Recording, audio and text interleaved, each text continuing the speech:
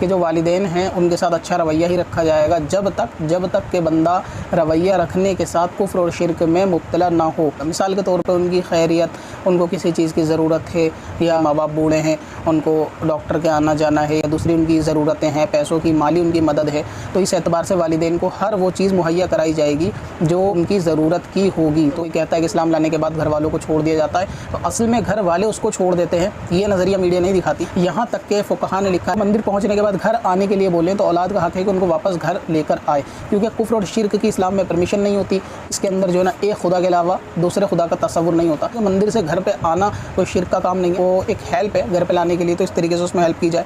बाकी उनको किसी तरीके से टॉर्चर नहीं कर सकते वालिदैन को, कि अगर वो दूसरे मज़हब को परफॉर्म करते हैं तो भी उसके अंदर औलाद उनके साथ सख्ती नहीं कर सकती। अलबत्ता ये है कि नेकी की दावत उनको देना, उनको समझाना, उनकी बातों पर सब्र ही रखना चाहिए। बस जब तक इस्लाम से फिरने वाली बात ना हो उस वक्त तक